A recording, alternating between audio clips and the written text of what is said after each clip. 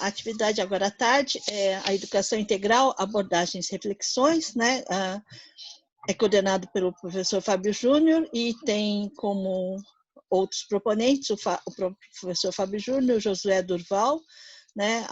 E tem várias convidadas, né? Vanessa, Aparecida, Regiane Paulino, Roberta Andressa, Luciana Maria, Diego Moreira, Michele Cruz, Dalva de Souza, né? Então, a ideia é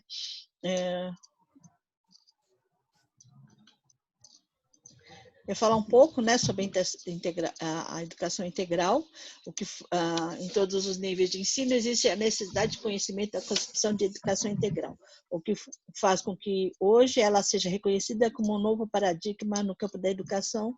Dessa forma, faz-se necessário conhecer os principais teóricos brasileiros que dialogaram com este conceito e as principais políticas públicas que foram implementadas no Brasil em diálogo com a educação integral.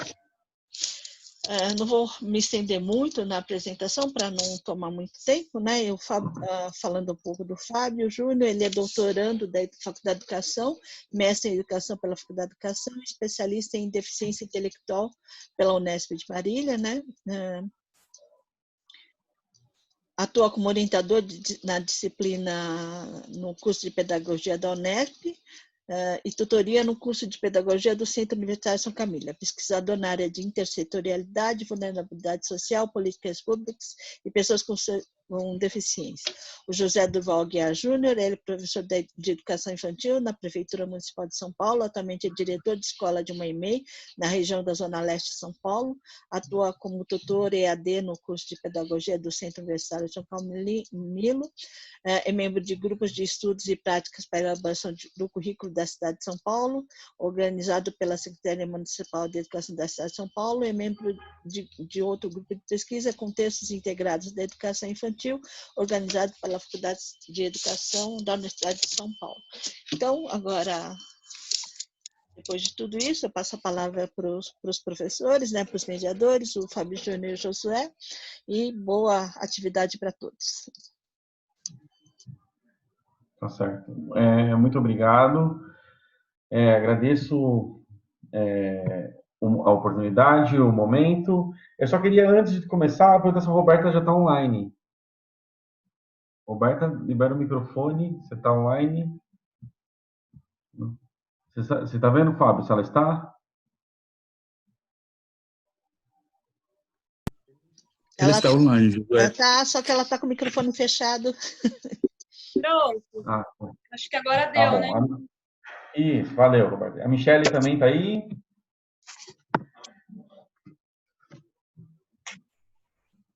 Está mutado o Olá, boa microfone tarde. dela. Estou sim, Josué.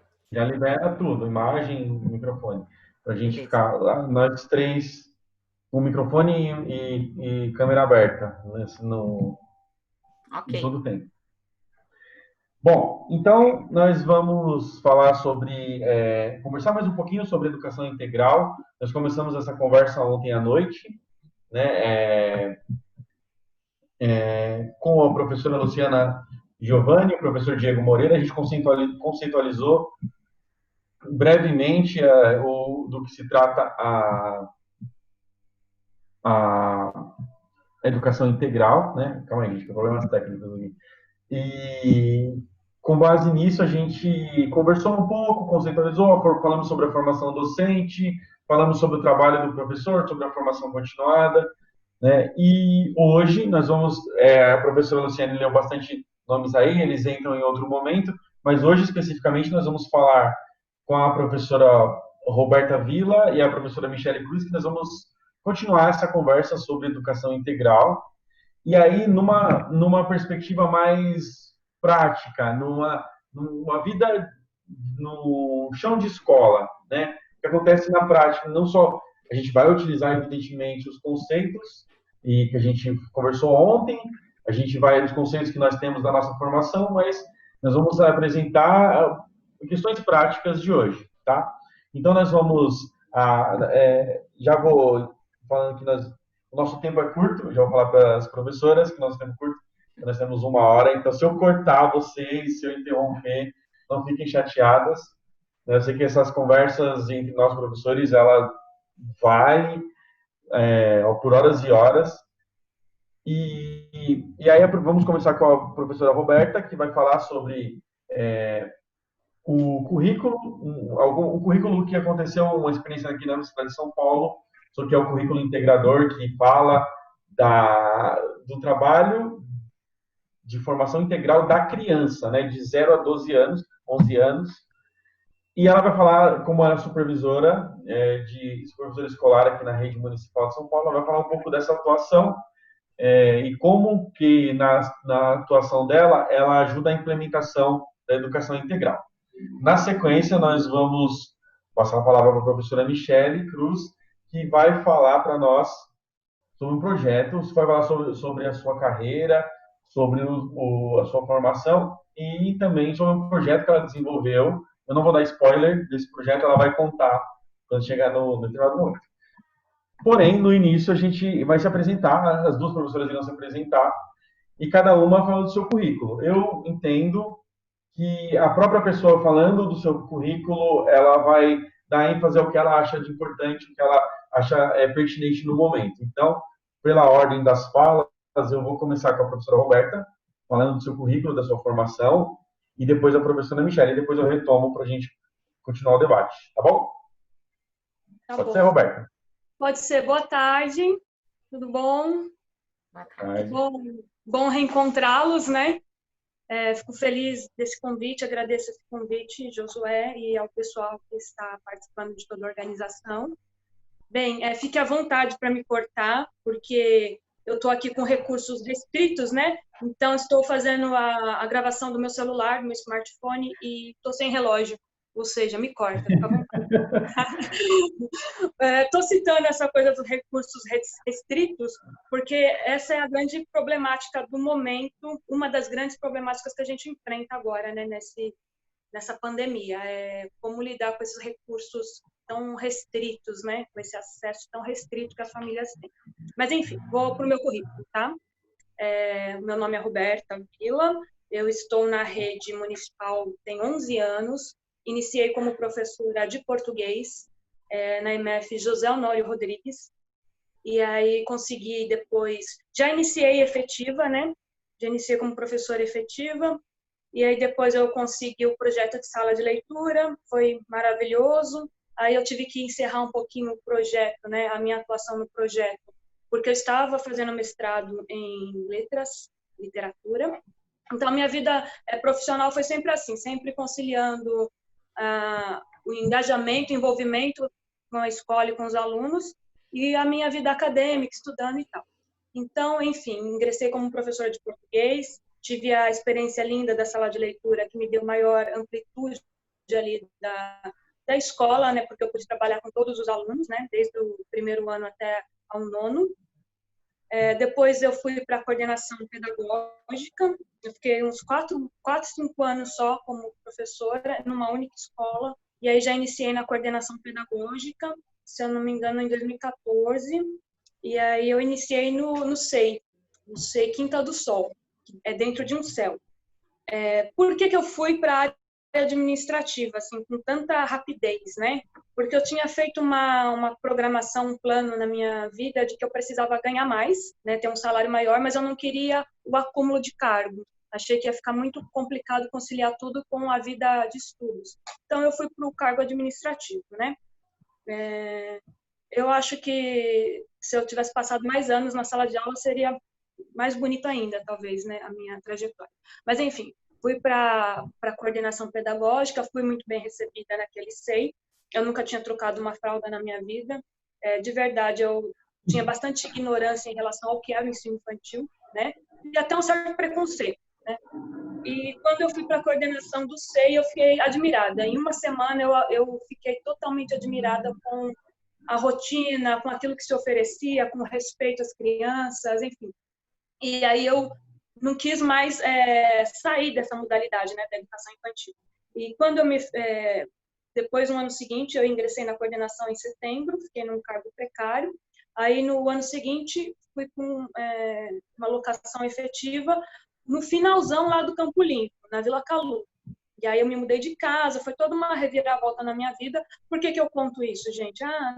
Não são coisas, não são coisas pequenas, né? É o quanto que a gente, às vezes, se dedica e tem que passar por muita coisa para a gente poder manter, né, a vida profissional, uma vida como educador. Não é fácil.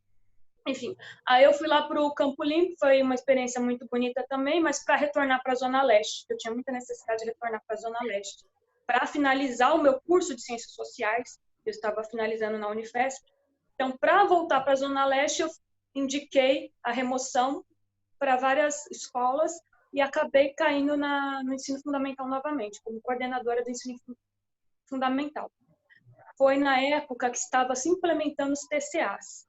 Então, olha que coisa, imagina o nó que deu na minha cabeça, né? Sair da educação infantil, onde eu estava começando a me apropriar realmente com mais profundidade, sair da educação infantil, ali daquela discussão da autonomia, do desfraude e tal, e fui para o TCA, que era a discussão da autoria, do protagonismo.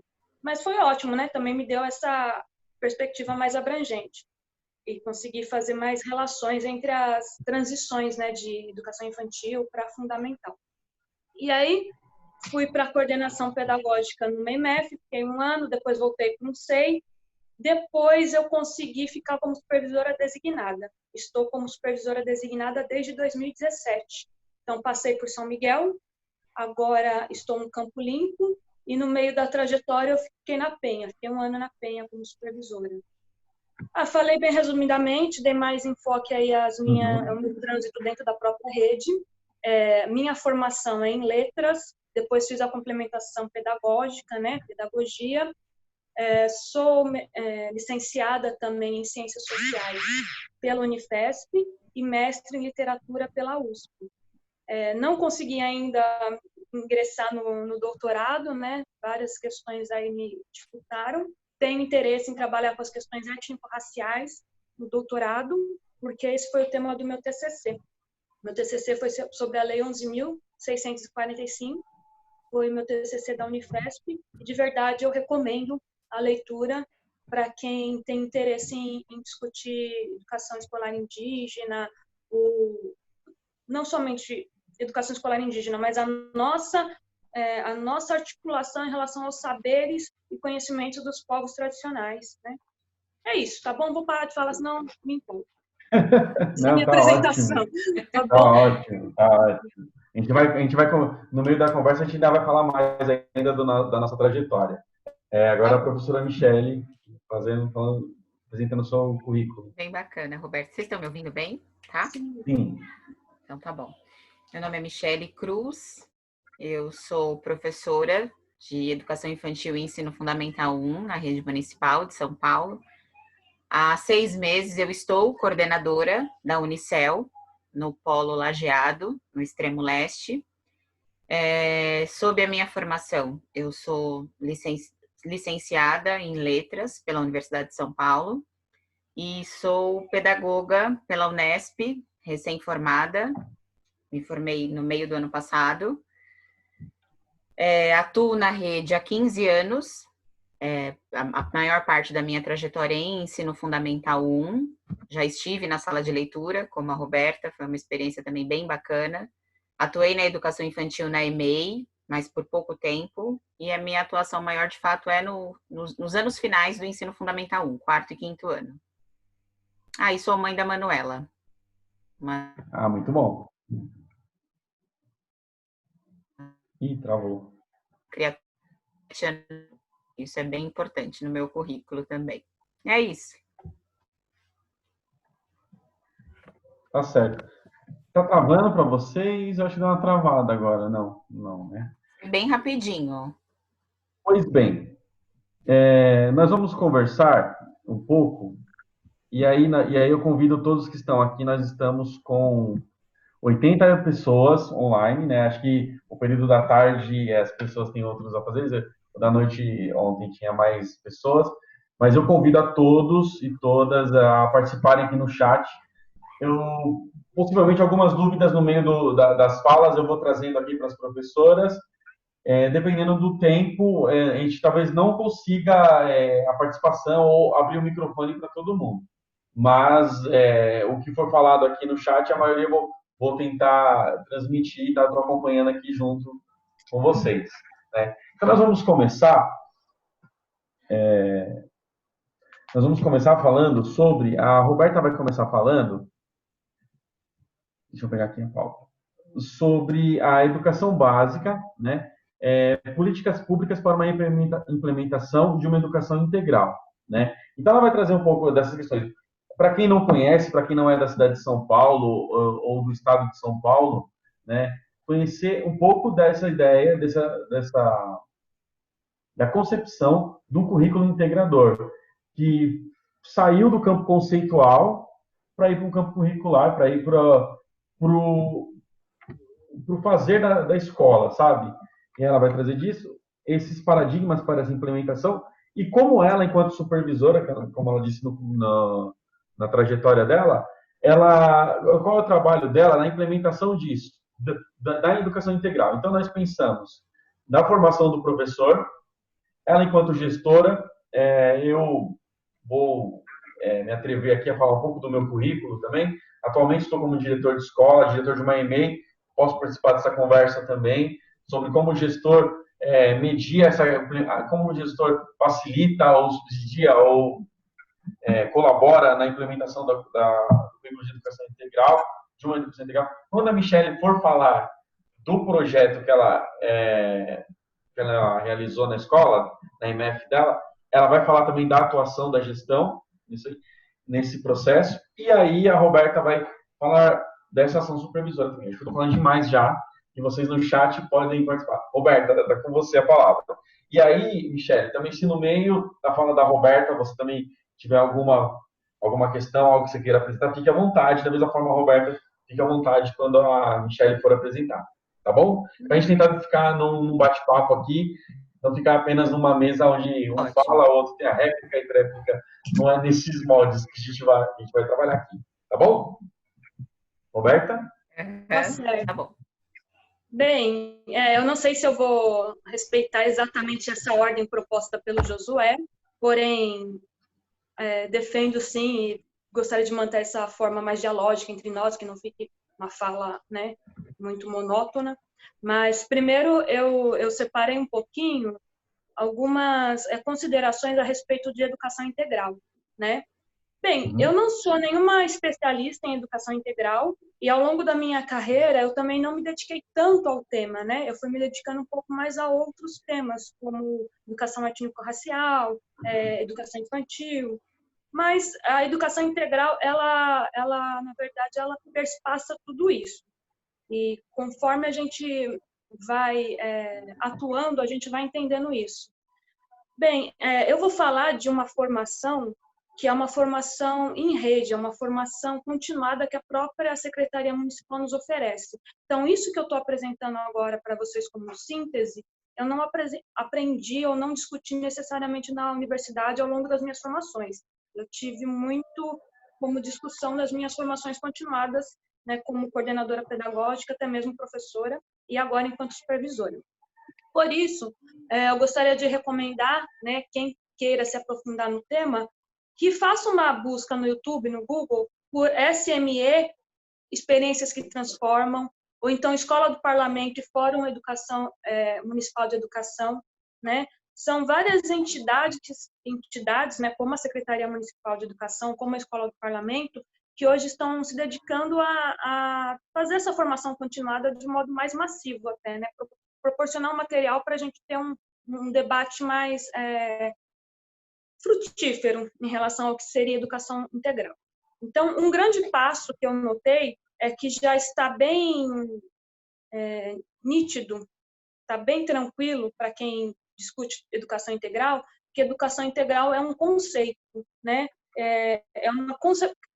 Não um conceito, é uma concepção, e é uma concepção qualitativa. Então, não tem a ver necessariamente com educação em tempo integral, que seria uma modalidade, né? É uma concepção. Então, quando a gente fala de educação integral, a gente não está falando necessariamente de deixar a criança, o jovem ali na escola durante 7, 8 horas, né? Isso pode acontecer também? Pode. Porém, pode ser que ele tenha uma educação em tempo integral que não seja uma educação integral. né? Então, a educação integral, enquanto concepção, ela vai abordar 4 princípios, que são equidade, inclusão, sustentabilidade e contemporaneidade. E aí ela vai tratar do desenvolvimento pleno dos indivíduos, né? Na verdade, não é nenhuma invenção, não é nenhuma novidade de agora, educação integral. A educação integral ela está prevista na Constituição, né? Então, esse princípio do desenvolvimento pleno dos indivíduos, ele está previsto.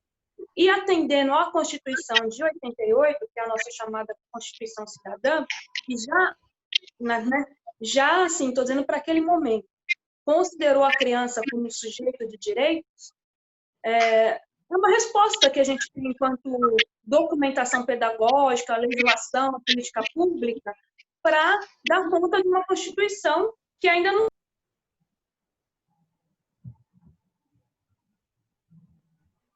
Roberta, espera só um pouquinho, Roberta, que seu microfone ficou mutado. Só um momento. Eu acho que mutaram os microfones e o seu foi junto.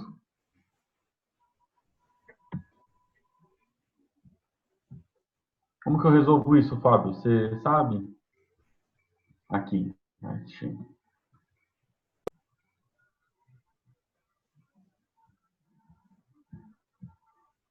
Ativou?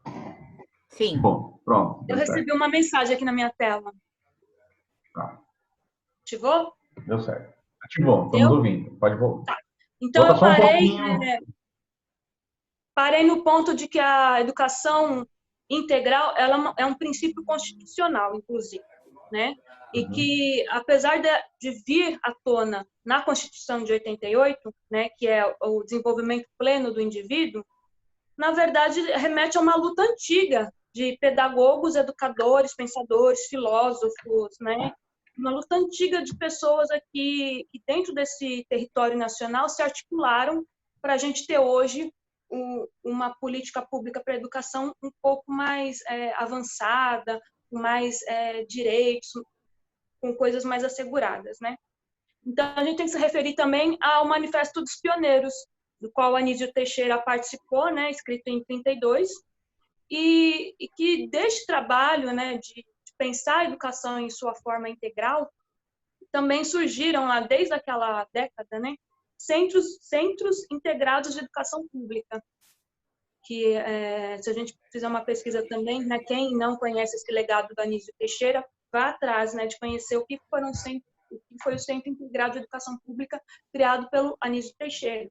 Foi o pioneiro do que a gente tem hoje como CELS, né? São os nossos CELS aí, onde tem EMEF, EMEI, SEI e várias outras articulações de esporte e cultura dentro de um único equipamento público, normalmente na periferia. Então, a educação integral, ela fortalece a democracia e ela faz parte da função social da escola. Então, não é nenhuma novidade e também não é uma adesão, não é uma opção.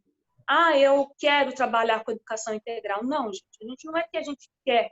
Nós trabalhamos com educação integral porque isso faz parte de uma política pública que está sendo construída há décadas, né? De um legado de grandes pensadores, educadores e de um legado de luta do movimento pela educação pública de qualidade. Então, por isso que nós buscamos, né? Não necessariamente a gente implementa, a gente sabe que tem muitas dificuldades, mas a gente busca implementar a educação integral. Para poder ser possível implementar uma educação integral, a gente não pode abrir mão de uma pedagogia participativa e de uma gestão democrática. Isso eu estou considerando, tá? Ao longo da trajetória que eu tenho na rede, daquilo que eu pude observar e participar, eu entendo que educação integral não se faz sem gestão democrática. Bem, então, o que seria então essa concepção de educação integral? Ela visa tratar daquele estudante, daquele jovem, daquela criança, do bebê, inclusive, ela visa tratar na sua amplitude enquanto ser humano. Então, ela vai tratar do aspecto cognitivo, também do aspecto cultural, também do aspecto social, físico e emocional. entendendo que tudo está articulado, né? Enfim, tem algumas outras considerações aqui sobre o que a educação integral ela precisa contemplar, né? Que não se faz educação integral sem equidade e sem inclusão, que também são outros princípios que a gente batalha muito para manter a qualidade, né? Se fazer uma educação inclusiva com qualidade, de se pensar a distribuição, inclusive, dos recursos, das verbas também, de forma a proporcionar equidade, né? A propósito, vota Fundeb para valer, né? A gente está com essa campanha. Mas só para finalizar, eu quero passar um pouco a discussão para minha colega, tá? É uma concepção, a educação integral enquanto concepção, né? Ela visa formar plenamente para a autonomia, para a autoria e para o protagonismo.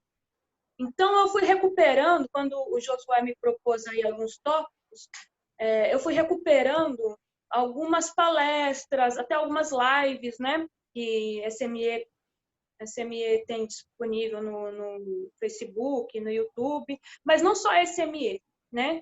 Fui ali pesquisando e ficou muito forte que a educação integral ela tem um compromisso com a humanização, né? E aí vem um tema que me anima muito, né? Que me toca muito, porque eu já em 2016, 2014, né? Ao longo da minha carreira, eu sempre gostei muito de trabalhar com esse conceito de educação para a humanização, né?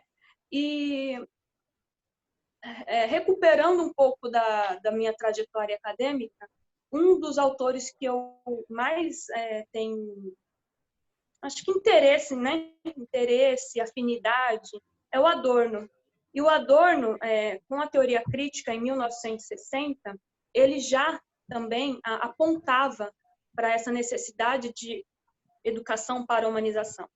Então, por que eu faço essa referência? Para a gente entender que a gente não está inventando a roda. A gente tem um legado que tem a ver com muita luta e muito sofrimento, inclusive, né? Porque se a gente for pesquisar minimamente de onde o Adorno tirou tudo aquilo que motivou essa escrita, foi da barbárie, né? Da experiência com a barbárie. É o que a gente vive também no Brasil, né? Então, de um modo diferente, lógico, mas então me toca muito falar sobre o Adorno, porque eu acho que é um autor que a gente precisa recuperar legal também, né? Vou citar um pouquinho o Adorno, tá? Com um compromisso com a humanização. Vou citar só um trecho de Educação e Emancipação e depois eu gostaria de passar a fala, tá? Então, o Adorno diz assim: gostaria de apresentar a minha concepção inicial de educação. Evidentemente, não há assim a chamada modelagem de pessoas, porque não temos o direito de modelar pessoas a partir de seu exterior. Mas também não há mera transmissão de conhecimentos, cuja característica de coisa morta já foi mais do que destacada, mas a produção de uma consciência verdadeira. Então, o Adorno já falava que educação, para a emancipação, para a humanização, busca produzir uma consciência verdadeira. Então, para mim, isso tem tudo a ver com educação integral, com o que a gente chama de educação integral, né? Bem, aí continua Adorno aqui. Isto seria, inclusive, da maior importância política. Sua ideia, se é permitido dizer assim, é uma exigência política. Isto é, uma democracia com o dever não apenas de funcionar, mas operar conforme o seu conceito, demanda de pessoas emancipadas. Por isso, digo novamente, educação integral tem tudo a ver com o fortalecimento da democracia, né? Ela parte, para ela funcionar, o mecanismo da educação integral funcionar, eu tenho que ter gestão democrática, tenho que ter escutativa, eu tenho que ter articulações territoriais ali. Então, tem tudo a ver com o movimento de democracia participativa e comunitária, inclusive, né? Não só essa democracia representativa. Então, tem muito a ver com a democracia para funcionar e tem muito a ver com a democracia no que ela busca produzir, que são consciências críticas, né? Enfim, uma democracia efetiva só pode ser imaginada enquanto uma sociedade de quem é emancipado. Esse é um trecho de Educação e Emancipação. A página do meu livro, da minha edição, Paz e Terra, é 142. Ou seja, a educação integral, ela busca desenvolver a convivência e a criatividade, para que a gente possa continuar produzindo vida, para que esses meninos, essas crianças, essas meninas estudantes possam continuar se relacionando com a vida, apesar das situações que a vida nos impõe, como esta pandemia. Tá bom? Gostaria de passar um pouquinho a palavra, senão eu monopolizo, né? Porque eu vou aqui pela... Não, E Roberta, aí, eu acho que tudo que você falou tem a ver com o que eu fiz lá na escola. Eu acho que fala, Josué. então, e conversa muito, quem está aqui agora e esteve ontem à noite, conversa muito, fecha o que a gente estava debatendo ontem à noite, né, a respeito da conceitualização. Até a Roberta trouxe pilares aí de uma educação integral, como a gente focou bastante na formação ontem, e aí agora com o projeto da Michelle, a Michelle continua a nossa conversa, e ela vai falar um pouco conceituar um pouquinho a questão do projeto pedagógico, vai apresentar esse projeto. Você quer que eu coloque o vídeo antes ou depois da sua fala? Eu acho, a gente fez da outra vez, foi depois, né? Não Foi. lembro agora. Então tá Até bom. porque E aí foi meio depois... que um produto final, né? Que a gente nem estava esperando. Então tá bom. Então a palavra está com você, fica à vontade. Então tá, vamos lá. Então, partindo do que a Roberta trouxe, né, a respeito principalmente dessa questão da humanização, o que eu tenho para trazer do projeto que eu desenvolvi lá na EMF, onde eu atuei por 10 anos, até dezembro do ano passado, a EMF Professora Isabel Aparecida, aqui no Itaim Paulista, onde eu nasci, moro e trabalho. E um outro conceito que acho que é bacana que a Roberta trouxe também tem muito a ver com o que a gente desenvolveu lá, é a questão da valorização do território, né? O quanto essas crianças precisam ser, esses meninos e meninas precisam ser ouvidos, respeitados e valorizados a partir daquilo que eles produzem e a partir do território onde eles interagem, né? Nós tínhamos uma questão, primeiro eu vou falar do projeto, né? O quanto o projeto, para ser válido, para ser efetivo, ele precisa partir de uma necessidade que é das crianças, que é da turma com a qual você está atuando. E isso também a educação integral traz, né? O quanto eles precisam ser considerados. E essa EMF a qual eu me referi, ela era nova nesse território, ela nasceu de uma necessidade da comunidade, mas ela era muito jovem, na época 7 anos ela tinha de inaugurada. Então a relação da comunidade com esse espaço ainda era uma relação que precisava ser construída coletivamente, de forma democrática, e nós ainda tínhamos nas crianças uma certa resistência a esse espaço. E essa turma com a qual eu desenvolvi o trabalho foi um 5º ano, lá em 2017, e eu iniciei o ano com eles com bastante dificuldade disso, deles entenderem a importância daquele espaço para eles, para esse processo de emancipação. Só que não é o tipo de coisa que a gente faz sem ouvi-los e sem considerá-los. E aí a gente usou a literatura para tentar, enfim, facilitar essa relação, promover essa relação. Todos os anos na nossa escola nós desenvolvemos um sarau e a temática daquele ano em específico eram mulheres que transformaram o mundo. E lá no início do ano, eu e a professora da sala de leitura, a professora Érica Brasil, separamos uma quantidade de livros, apresentamos para eles e decidimos que eles deveriam escolher qual leitura nós desenvolveríamos para que lá no sarau eles tivessem repertório para atuar. E aí eles escolheram, depois de um processo, eles escolheram e me trouxeram o livro da Malala. Era aquele livro que eles gostariam de ler, né? A Malala, a menina que queria ir para a escola. É um livro da jornalista Adriana Carranca. Eles me propuseram essa leitura, foi demanda deles. E no processo ficou claro o quanto essa leitura era necessária para que essa relação, como eu trouxe, se tornasse mais produtiva e muito mais valiosa para eles. O quanto a escola é um espaço transformador para a vida deles. E aí nós iniciamos a leitura do livro nós líamos uma parte cada dia, eu fazia a leitura sempre no início da aula, essa era a ideia do projeto. Só que isso foi tomando corpo, eles foram se apropriando daquela história, foram se envolvendo com a história da Malala e trazendo coisas de fora da leitura. Toda aula era uma novidade, toda hora, professor, eu li isso, eu ouvi falar dela sobre isso, professor, abre aí no seu celular, porque ontem saiu uma matéria a respeito dela e a gente queria ler, você lê para nós, enfim. Isso foi tomando uma forma bastante interessante, né? Isso os aproximou de mim, isso transformou a maneira como eles olhavam para a escola, olhavam para aquele espaço. E chegou um dado momento, já próximo do sarau, eles disseram assim, professora, a gente gosta tanto da Malala, vamos convidar ela para vir aqui na nossa escola? O que você acha? E, em paralelo a essa leitura, nós trabalhávamos produção textual.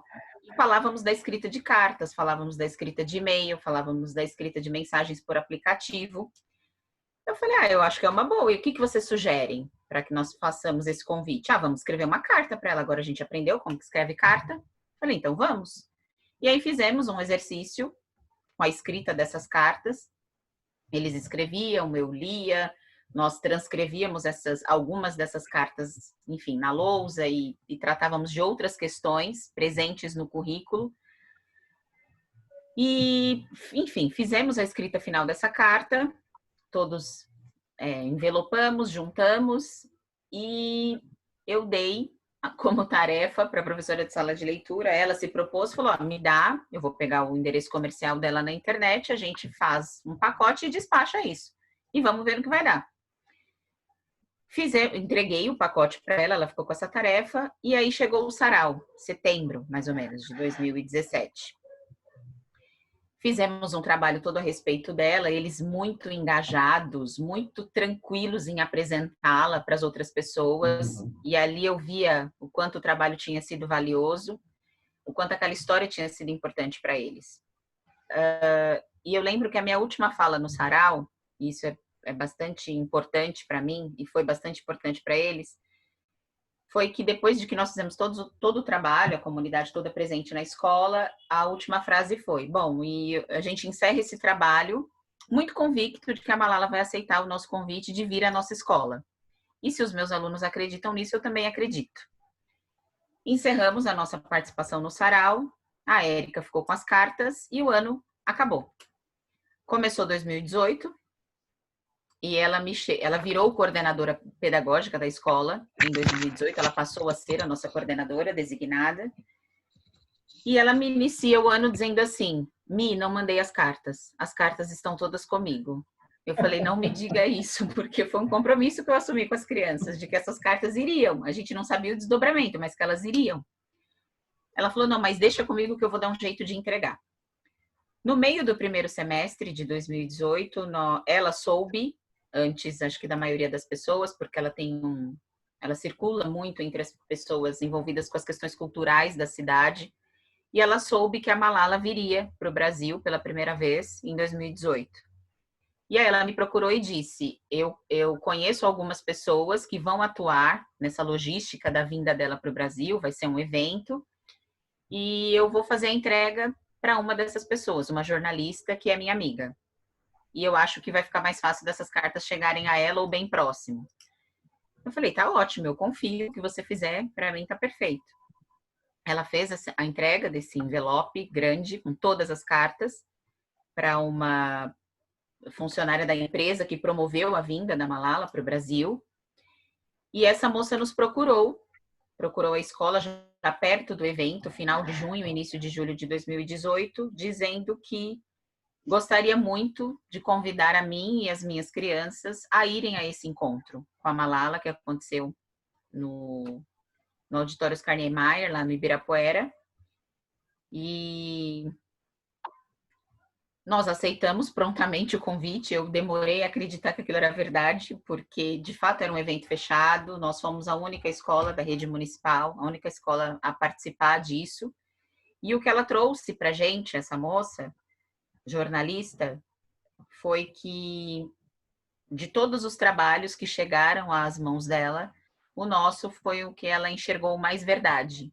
No nosso trabalho foi o que ela entendeu que ali de fato havia protagonismo, ali de fato havia democracia, ali de fato havia participação efetiva das crianças. E eu acho que isso conversa muito com o que a Roberta trouxe para a gente.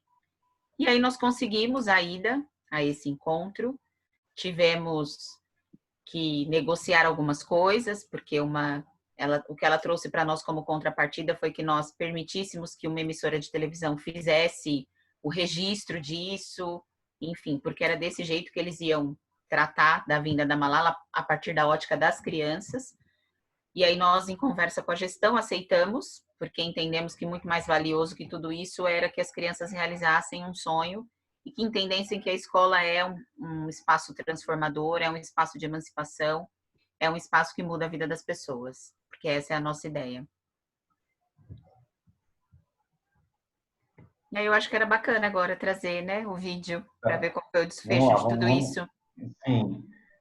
Aí a gente começa o debate. Vamos ver o vídeo, então. Agora eu tenho que, compartilhar a tela, a janela do aplicativo. Deixa eu ligar aqui. Vocês estão vendo a tela? Sim. Espera aí. Vou dar play, vocês falam se o som tá bom ou se tá ruim. A mais jovem ganhadora do Nobel da Paz da história, Malala. Dá para ouvir? Dá. Tá. Vou tentar colocar a tela cheia. A mais jovem ganhadora do Nobel da Paz da história, Malala Yousafzai, anunciou hoje em São Paulo que 3 brasileiras vão integrar a Fundação Malala.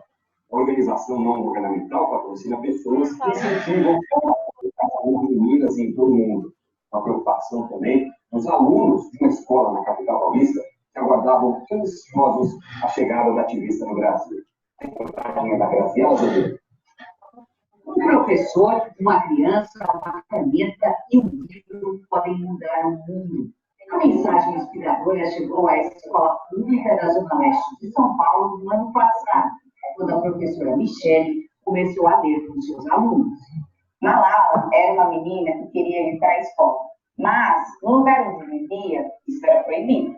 Livro, só escondido. Ficou assim muito próxima à vida da menina do distante Paquistão. Para defender o direito de estudar, Malala enfrentou extremistas religiosos contrários à educação das mulheres. Foram eles que, em 2012, atiraram contra o ônibus escolar onde ela estava com suas colegas. O tiro na cabeça deixou Malala entre a vida e a morte. O mundo torceu por ela e sobreviveu para cumprir o belo destino de tocar as pessoas. Sei lá, uma gente que queria estudar e ela quer ir atrás disso. Só que aí a professora entrevista. Isso que eu acho mais legal. Ela correu atrás e conseguiu. A vontade de conhecer Malala melhor fez essas crianças sonharem. Nós lemos seu livro Sua Vida no Paquistão e queria te fazer um convite para você vir aqui na nossa escola. Depois do encontro com as palavras da Malala, o destino acabou tramando o encontro de alguns dos alunos lá da escola da Zona Leste de São Paulo com a própria paquistanesa. Ela está no Brasil pela primeira vez para falar do poder transformador da educação e dos livros, algo que eles já experimentaram. Assim que soube da vinda de Malala para um encontro só para convidados, a coordenadora da escola não descansou e conseguiu os convites. Aqui está o Martinho ansioso. Eu falei, mentira. Eu achei que eu ainda estava sonhando. Malala é uma mulher daquelas que emocionam e transformam o ambiente onde está. No auditório do Ibirapuera, ela lembrou a importância de ter um pai que a incentivou a lutar. Deve ninguém poderia ser proibido de ir para a escola. E é por isso que a educação é mais do que ler e escrever. É sobre emancipação e empoderamento das mulheres. Eu quero que as garotas sejam educadas para que elas tenham acesso a uma completa igualdade educacional em todas as partes do mundo. incluindo o Brasil. Disse Malala que aproveitou a estadia para anunciar que sua fundação vai financiar as atividades de 3 jovens brasileiras que lutam pela educação: Ana Paula Lima, Silvia Campos e Denise Carreira. Malala pode, assim, ir embora com a certeza de ter, mais uma vez, inspirado muita gente e seus pequenos admiradores.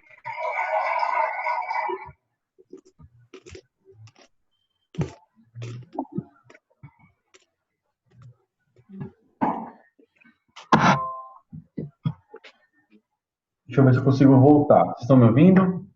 Uhum. Bom, pois bem, vamos lá. Retornando aqui, deixa eu voltar meu vídeo. Aí, voltei. Agora nós Ainda vamos... me emociono quando eu vejo isso, desculpa. E aí, Michele, e aí tem mais sobre o seu projeto, os desdobramentos, como que foi, qual foi a relevância? A grande relevância foi, de fato, a mudança de olhar dessas crianças para a escola, para a trajetória escolar, o quanto eles passaram a interagir muito mais, a entender que a escola é deles, é para eles, e nós não estamos lá com outra finalidade. Essa foi a grande transformação. E o quanto isso vindo deles impacta todo o território. Quanto a relação dessas famílias passa a ser outra com a escola, o quanto eu acho que a gente consegue, de fato, promover a escola pública que a gente tanto defende e milita. Sim.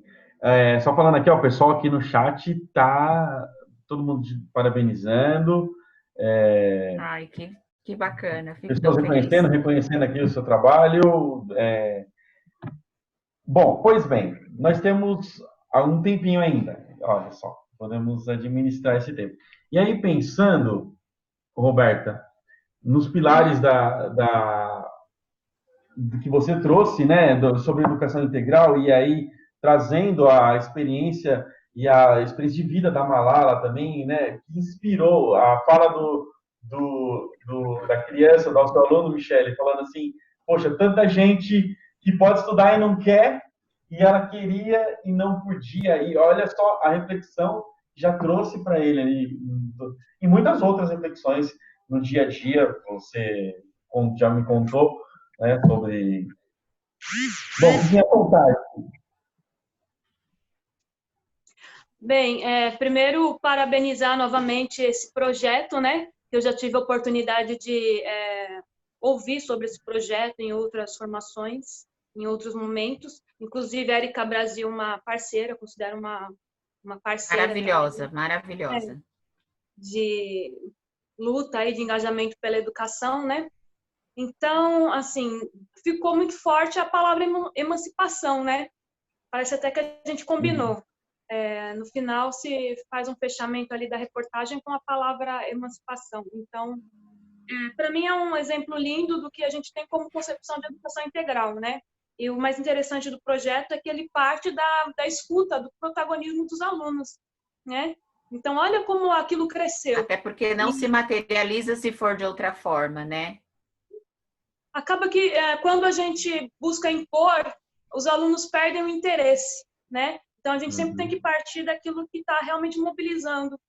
Então, além de ter partido da escuta dos alunos, a gente sabe que toda essa escuta ela é dialógica, né? Não é que a gente só apenas escuta. A gente propõe, a gente leva repertório, e aí a gente começa a escutar e fazer uma escuta, uma sensibilidade pedagógica, não é qualquer tipo de escuta, né?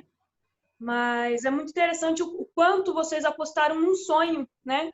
Eu acho que ficou muito bonito também essa imagem, né, de um professor, de uma professora que acredita no sonho dos alunos, e acreditou que sonhou com eles aquele momento de ter a Malala, né, junto com vocês. Então, parabéns, né?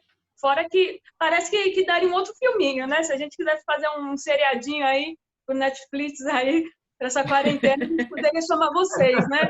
Eu acho que sairia uma coisa muito bonita, né? Porque envolve tanto a história deles, né, que cruza com a nossa, e essa importância que a educação tem na vida das pessoas, a comunicação também, né? A educação como um princípio dialógico, né? Que comunica perspectivas de mundo. Então, achei muito bacana. Agora, em relação a... Josué, o que você tinha pedido mesmo? Desculpa, você pediu uma coisa... Não, era isso mesmo. Você falou para eu retomar a questão dos princípios, né, da educação integral. Bem, não, sim, que você falou que da emancipação né? E aí ontem o Diego, na nossa fala, falou assim, uma educação, né, ele tem que ser antirracista, antimachista, tem que ser... tem que combater todos esses preconceitos, e você traz o conceito do Adorno de um cara da barbárie, e é muito, muito bacana como que se conversa, a gente vai, como tudo, sem combinar, mas na real, quando você planeja e convida as pessoas, você já meio que conecta tudo sem as partes conversarem, quanto isso é grandioso, né, na formação. E aí eu queria um olhar mais prático sobre a coisa, tanto o seu quanto da Michele, sobre a implementação. Conceitualmente, a gente entende que a criança, sim, ela precisa ser ouvida e o diálogo precisa ser estabelecido para que a educação integral seja promovida e que os projetos também sejam promovidos. Eu gostaria de saber, assim, da opinião de vocês sobre como é essa articulação. Criança, professor, gestor e supervisor e diretoria, não sei se a gente pode ampliar. Como que você entende esse processo? Como que vocês Eu entendem? posso falar um pouco da gestão da sala de aula, né? Que é o meu espaço de atuação. Acho que a Roberta pode trazer um outro olhar de gestora.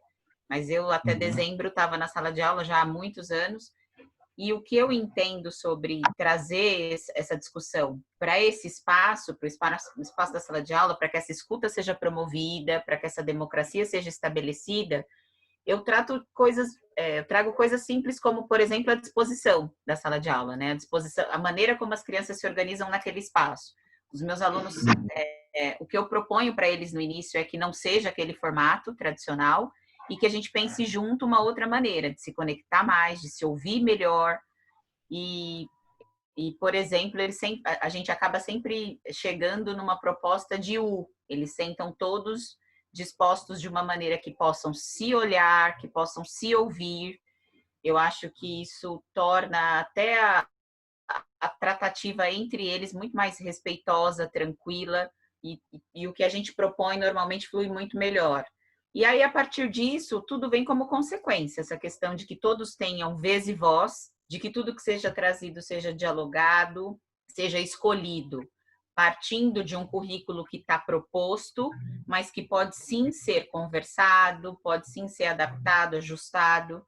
Eu acho que pelo menos para mim, é a partir desse propósito que, de fato, essa educação integral e humanizadora se faz no espaço da escola.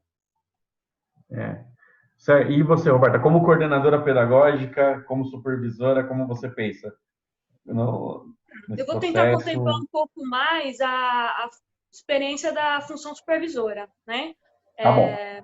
Primeiro, parabenizar a professora por abordar o tema gestão de sala de aula, porque é um tema que às vezes pode parecer muito técnico, né? A gestão de sala de aula, mas não é. Ele é fundamental também. E pensando em educação integral, onde o ambiente ele educa, os espaços educam, o material educa, a metodologia, principalmente, né? Então, não tem como eu falar de integralidade, se eu não pensar, enquanto professor, no que eu proponho, qual a minha intencionalidade com os recursos que me estão disponíveis naquele momento, né?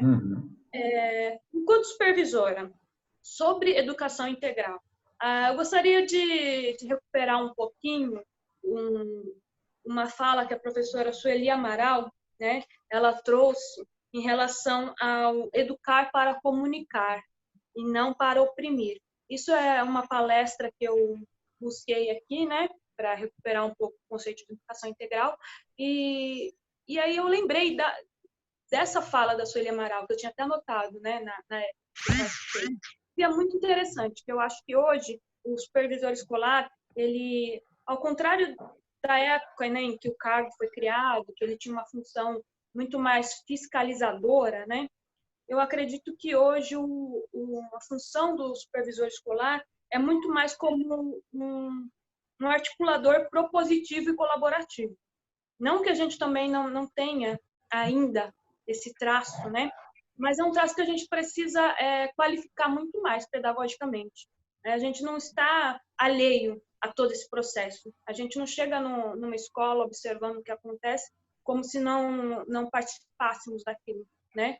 Inclusive, hoje o supervisor, ele é um supervisor de carreira, ele tem que vir da sala de aula, né? Vir da sala de aula, passar pela gestão escolar para depois poder ser supervisor. Então, é o que eu falei quando eu assumi como coordenadora pedagógica lá no SEI Quinta do Sol, e normalmente eu falava, quando eu chegava num grupo novo de professores, que o dia que eu me esquecesse do que é ser uma professora, estar em sala de aula, para que o grupo pudesse me lembrar, né? Não precisava ser algo ríspido, né? Hostil, mas me lembrar a realidade, né? Porque muitas vezes a gente que está um pouco mais afastado, numa perspectiva um pouco mais macro do processo e menos chão da escola, às vezes a gente também propõe coisas que não tem muito a ver, né? Então, o supervisor precisa escutar. Ele precisa escutar, não só falar. Ele precisa chegar e entender o que se passa naquela comunidade ali e com aquela equipe gestora, com aquela equipe docente, com aquela comunidade escolar, né? Então, mais do que um olhar distante, um olhar muito objetivo, muito tecnocrático, né? É um olhar de colaboração e construção participativa. Agora, em relação à questão da educação integral, a gente sabe que tem sempre uma expectativa da gente ampliar o que é a sala de aula, né? Ampliar tantas possibilidades. Hoje, no contexto da pandemia, está até um pouco deslocada a minha fala, mas suponhamos que fosse o contexto nosso comum, né? De sala de aula e atendimento presencial. Então, a gente já tinha o interesse de ampliar as possibilidades, tanto de sala de aula, quanto de que a escola ultrapassasse um pouco aqueles muros, né? Eu, enquanto professora, sempre gostei de levar meus alunos para passear, enquanto coordenadora, sempre propus, né? Também atividades extra-escolar, né? E não só do currículo ali, mas como saindo do espaço escolar. A gente fez muita coisa bacana na MF Eusébio Rocha Filho, né? Eu fiquei 1 ano lá como coordenadora e o grupo de professores bem animado, assim, a gente fez muita coisa bacana com os alunos, de sair um pouquinho ali da escola. Com as crianças e os bebês da educação infantil, eu também, na medida do possível, gostava de sair um pouco dos espaços. Então, eu lembro que uma das coisas mais bonitas, né, quando eu ingressei como CP de educação infantil, que foi num CEL, que é um espaço que se propõe integrador, foi uma atividade de teatro para os bebês. Então, a gente saía com os bebês de B1 e B2 e levava até o teatro. E foi tão bonito, né? Então, foram experiências que me marcaram muito. Enquanto supervisora, o que eu penso? Que, primeiro, a gente tem que ser não facilitador, mas a gente tem que promover, sim, a possibilidade de ampliar os espaços de sala de aula, ampliar o alcance que a escola tem e promover as parcerias dentro do território, né? Vou logo para minha cola, senão me perco, tá? Então... Vamos lá que o nosso tempo já está... Já era, né? Vou finalizar aqui, tá bom, gente? Eu quero recuperar um pouco o conceito de territórios educativos, chamar uma leitura coletiva de Municípios que Educam, a obra do Paulo Roberto Padilha, de 2019, então. Acho que quem quer se aprofundar no tema da educação integral precisa recuperar também essa leitura. Então, eu entendo que o supervisor, como um agente propositivo dentro da escola, como um par avançado em relação ao diálogo com as hierarquias de SME, eu acredito que a nossa principal função é fazer essa articulação entre as políticas públicas que estão sendo pensadas, organizadas, e aquilo que está acontecendo no chão da escola. Eu penso que a gente tem que fortalecer, sim, as parcerias, articulações e fluxos. Tem coisas que acontecem na comunidade que são fluxos. O que são fluxos? É uma metáfora, gente. Tem coisa que acontece na comunidade que ali é um negócio, é um babado da comunidade. Como que E a escola não está alheia àquilo. Aí o supervisor está? Não, porque se ele é um educador que participa daquele processo, quando ele entra dentro da escola, ele participa junto, né? Mas a gente tem que buscar promover também um compromisso com a rede de proteção. É algo, inclusive, que a rede de proteção está citada aqui no currículo da cidade, né? E a gente precisa também promover essas articulações intersetoriais, não promover a gente enquanto supervisor, mas promover a possibilidade que as unidades escolares têm de fazer essas articulações intersetoriais, que hoje, em contexto de pandemia, são essas articulações, foram essas escolas que já tinham um trabalho mais amadurecido dentro do território, foram essas escolas que foram pioneiras, foram vanguarda num processo de socorro mais imediato às comunidades, que hoje já está sendo mediado pelas políticas públicas. Mas quem que foi dar o socorro? Foram as escolas, principalmente aquelas escolas que já tinham um trabalho mais avançado com as articulações dentro do território. Então, em relação a articulações setoriais, eu gostaria muito de parabenizar e saudar as ações da Brigada pela Vida, as ações do Ocupacidade, né? Dizer que educação integral não se faz sem coletividade. Coletividade é uma chave importante. E a escola, ela precisa criar uma identidade dentro do território, ela faz parte do território. E se ela não é reconhecida ali, então ela criou uma identidade, sim, uma identidade de ser nula, uma identidade de ser uma escola. Como que uma escola pode ser marginal dentro do seu território, se o objetivo da escola é justamente tirar os indivíduos de qualquer processo de marginalização? Como que uma escola pode se achar isenta dentro do território e ser uma escola à margem do território? Não dá. Para mim, é muito antagônico isso, muito contraditório. Então, a escola ela precisa ser um pedaço em que o grupo se constitui, um pedaço daquele território, de um espaço formativo, onde o grupo que ali frequenta se constitui e se reconhece enquanto grupo. Isso também é um recorte da professora Márcia Golbi.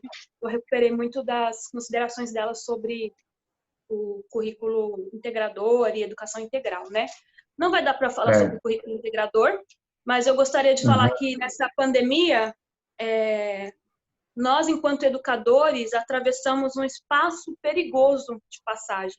Essa pandemia, ela vai ser um divisor de águas entre muitas coisas, né? Só que o fato de ser um divisor de águas, de ser um marco revolucionário, não quer dizer que a gente vai sair melhor ou pior. Isso a gente tem que construir. Então, a gente não pode desistir de discutir educação integral ainda nesse contexto tão difícil, tão adverso. Obrigada. Obrigado, agradeço, Roberta. Michele, você também tem... Eu só quero agradecer. Então, calma aí. Então, nós avançamos no tempo. Então, eu gostaria de primeiro agradecer vocês duas, parceiras de trabalho, pessoas incríveis, com conteúdos incríveis, sim. Daria para ficar aqui horas e horas, 2 horas para cada uma falar, seria pouco ainda, né? A gente, no outro contexto que a gente fez os psicólogos ano passado, era com mais tempo, né? Era numa outra proposta, mas a gente entende também que também ficar na frente de uma tela há muito tempo, enfim, também em algum momento não se torna produtivo. Então, quero agradecer a generosidade de vocês disponibilizarem um tempo da vida de vocês, o período da tarde, correria, e muitas lives, e teletrabalho, enfim. E só falando para quem está assistindo, para as 90 pessoas, 95, 96 pessoas aqui presentes, né, que a gente trouxe muito questões aqui da Zona Leste de São Paulo, né? A Roberta transitou entre Zona Leste e Zona Sul, mas nós somos da Zona Leste, eu também estou aqui em São Miguel, então a gente existem outras experiências de educação integral na cidade todinha, mas é isso. E eu agradeço vocês, agradeço a generosidade, agradeço a partilha, agradeço o tempo, né? E depois eu retomo para agradecer, e eu gostaria de dar as considerações finais de vocês rapidamente, a gente já estourou o tempo, tá bom? Eu só quero agradecer o convite, toda a partilha tão generosa, que é atuar com gente tão bacana, que defende a escola pública e que entende que esses meninos e meninas precisam demais de pessoas que atuem com compromisso, que é a nossa tarefa. E obrigada. Certo. Roberta, considerações finais? Minhas considerações finais é que eu cheguei à concepção de educação integral a partir do trabalho com o currículo integrador. Então, primeiro eu comecei a trabalhar, entender o currículo integrador e depois ampliou e a gente partiu para discutir educação integral. Eu me baseio muito no currículo da cidade, é um documento muito bem escrito e que considera a trajetória da rede. Sempre gosto de lembrar disso, que eu gosto muito desse material. E sobre o currículo integrador, que não deu para falar muito, vou só um trechinho de um texto que eu fiz em 2014 e nunca consegui publicar, acabou ficando aqui. Bem, a escuta ativa, o diálogo, a invenção, a busca inquieta, impaciente, permanente, isso está dentro do currículo. A opressão, a cultura do cala-boca ficam de fora. O movimento, as transições, a esperança germinal estão dentro. A inércia, a rigidez, a necessidade de dominação para fora. Parece uma utopia?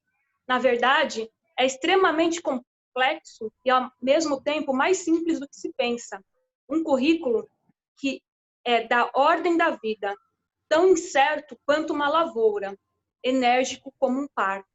Bem, é um texto que depois, outro momento, eu compartilho ele na totalidade com vocês, mas era uma impressão que eu tinha sobre o currículo integrador quando eu participei como formadora sobre o currículo integrador para os ATS, isso em 2014. Agradeço, né? Desculpa assim cortar também, agradeço, a gente sabe que o tempo já acabou, e me convidem mais vezes para falar mais. Essa é a primeira vez que eu participo assim durante a pandemia. Não gosto muito desse formato, mas a gente tem que se adaptar, né? Fazer o quê? Gosto Na de outra falar você participou pessoalmente, né? Foi pessoal, né? Foi outro formato em 2019. Não o formato proposto por vocês, que a gente possa se encontrar novamente, Roberta, para conversar mais. Gostei muito desse formato de hoje. Eu estou dizendo de não estar presencialmente. É uma coisa que nos choca, né? Nos choca muito esse isolamento. Mas, né? Que bom que a gente tem essa tecnologia para poder não ficar isolado totalmente, né? Para a gente poder se comunicar. Ótimo. Então, eu encerro, infelizmente, a tarde de hoje. Eu peço desculpas às pessoas presentes online de não poder abrir para fala, nem para perguntas, assim, por conta do horário, do tempo mesmo que nós temos, que é escasso, né? E todas as questões de ficar 2, 3 horas online também, de algum momento se torna cansativo, na minha opinião, né? Também, então, é isso. Então, eu agradeço. Eu finalizo aqui, a gente finaliza os 2 dias de conversa sobre educação integral. Eu agradeço aos organizadores desse evento, do USP Escola, da APEP, que a professora Vera fez questão de reiterar ontem, que a APEP também participa e conduz muito bem a realização desse projeto. A gente torce para que e se coloca à disposição para que quanto mais eventos como esse forem realizados, a gente possa participar, a gente possa contribuir. Nós temos um grupo muito bom de profissionais que se colocam na linha de frente aí para transformar a educação pública, transformar a escola pública. Nós acreditamos na escola pública e como a Roberta disse, pós-pandemia, sem romantizar, sem nada, a gente tem que ver como que vai ser, né? Quais são os novos desafios, né? A nossa educação já tem tantos desafios, mas novos aparecerão à frente aí. Então, agradeço, professora Luciane, eu devolvo para a senhora a fala, o microfone, agradeço o Fábio Júnior, que nos ajudou aí na organização, na mediação, tudo indicou aqui uma referência que a Roberta citou aqui no chat, para que todos possam ler depois. E é isso, agradeço e até mais. Bom, agradeço a todos, né, pela participação, né, pena que eu não pude participar ontem, mas estava em outra atividade, né, mas acho que quem pôde participar ontem, hoje, deve ter realmente conseguido discutir bastante coisa, né. Bom, e enquanto a PEP, né, na realidade, ela é a organizadora, a universidade nos dá o apoio técnico e também, através dos seus dos seus alunos de pós-graduação, da sua estrutura em termos de professores, né? Mas quem realmente gerencia, pensa na organização disso é a Associação de Professores da Escola Pública, que é a APEP, né? Lembrando que a gente, no fim da tarde, a gente tem essas conversas com a presidente, para quem quiser conhecer mais, né, sobre a associação, e amanhã convido a todos para participarem também, né, quem puder, lembrando que o limite da sala são de 300 pessoas, nós vamos ter uma assembleia de encerramento do webinário, né, para ir pensar também o que a gente vai fazer com esse material todo que a gente teve durante essa semana e como a gente vai pensar para o próximo encontro escola, né? A gente não sabe como vai acontecer ou não. E então, agradecendo a todos, vou parar a gravação e vou encerrar a sala. Obrigada, boa tarde a todos. Obrigada, Obrigado, professor. Tchau, tchau. Tchau.